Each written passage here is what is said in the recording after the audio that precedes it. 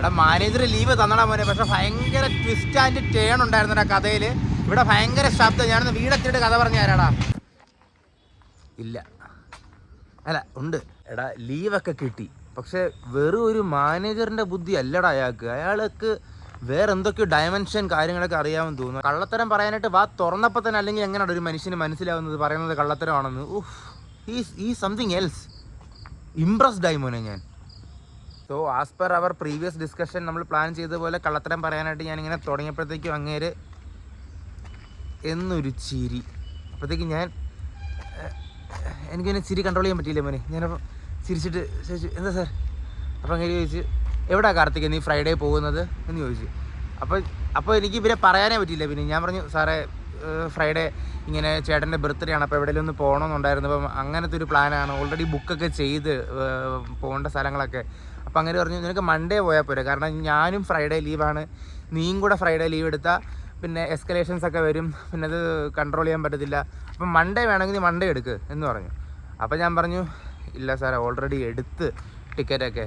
അപ്പോഴത്തേക്കും അങ്ങനെ തോളത്ത് തട്ടിയിട്ട് പറഞ്ഞ്, കാർത്തികേ എൻ്റെ അടുത്ത് നീ കള്ളം പറയണ്ട, നീ എൻ്റെ അടുത്ത് എന്താണെന്ന് വെച്ചാൽ ഓപ്പണായിട്ട് അങ്ങ് പറഞ്ഞോ. ഇപ്പം നിനക്ക് എവിടെയെങ്കിലും പോകണം, ലീവ് വേണമെന്ന് പറഞ്ഞാൽ നിനക്ക് തരും, അതിന് നീ ഇങ്ങനെ വെറുതെ കള്ളക്കഥകളൊന്നും ഉണ്ടാക്കി എടുക്കണമെന്ന് പറഞ്ഞു മോനെ. അപ്പോൾ എനിക്ക് ഭയങ്കര സന്തോഷം വന്നു, ഇത്ര നല്ല മാനേജറാണല്ലോ എനിക്ക് കിട്ടിയതെന്ന്.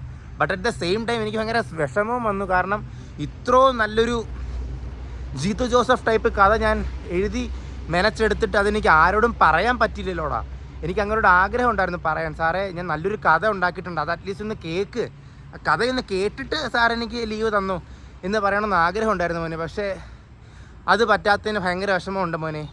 പക്ഷെ മാനേജർ അയാളൊരു നല്ല മനുഷ്യനാടാ.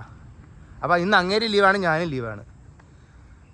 സോ മോനെ, എന്നാലും എൻ്റെ ആ കഥ സ്വന്തമായിട്ട് എഴുതിയുകൊണ്ട് പറഞ്ഞതല്ല മോനെ. ഇത്രയും നല്ലൊരു കള്ളക്കഥ അടുത്ത കാലത്തൊന്നും ഞാൻ കേട്ടിട്ടില്ല. ആ കഥ ഞാൻ അങ്ങേരോട് പറഞ്ഞിരുന്നെങ്കിൽ അങ്ങേരത് അയാളുടെ മാനേജറിനോട് പറഞ്ഞ്, പിന്നെ ഇത് ടീമിൽ മുഴുവൻ ഡിസ്കഷനായിട്ട്, പിന്നെ കാർത്തിക് എന്താ വരാത്തെന്ന് ചോദിക്കുമ്പോൾ ഈ കഥയായിരിക്കും ഇതിന് മുഴുവൻ പബ്ലിസിറ്റി ആവുന്നത്. അങ്ങനെ എൻ്റെ കഥ ഒന്ന് കുറച്ച് റീച്ച് കിട്ടിയേനെ മോനെ. കള്ളക്കഥ ആരും അറിയാതെ പോകുന്നതിന് ഭയങ്കര വിഷമമുണ്ട്. ഇത്രയും ഭയങ്കര എഫേർട്ട് എടുത്ത കഥയാടാ. കുഴപ്പമില്ല, അറ്റ്ലീസ്റ്റ് നിങ്ങളെങ്കിലും അറിഞ്ഞല്ലോ. എടാ മോനെ, ഇപ്പോൾ ലീവ് എടുത്തിരിക്കുന്നത് എന്തിനാണെന്നല്ലേ ചോദ്യം. ലീവ് എടുത്തത് കൂർഗിലും മൈസൂരിലും കറങ്ങാൻ പോകാനാ മോനെ. അപ്പം ഇപ്പോൾ സമയം 6:30 7-8 മണിയെങ്കിലും ആകുമ്പോൾ ഇറങ്ങിയാലേ മൈസൂരിലൊരു 10-10:30 ആകുമ്പോൾ എത്താൻ പറ്റത്തുള്ളൂ. അപ്പോൾ പിന്നെ ശരിയടാ മോനെ, വീട്ടിൽ പോയിട്ട് കുളിച്ച് വല്ലൊക്കെ തേച്ചിട്ട് പോകാനുള്ള പരിപാടി നോക്കട്ടെ. അപ്പോൾ ശരി മോനെ, നാളെ കാണാം. ചച്ചാ.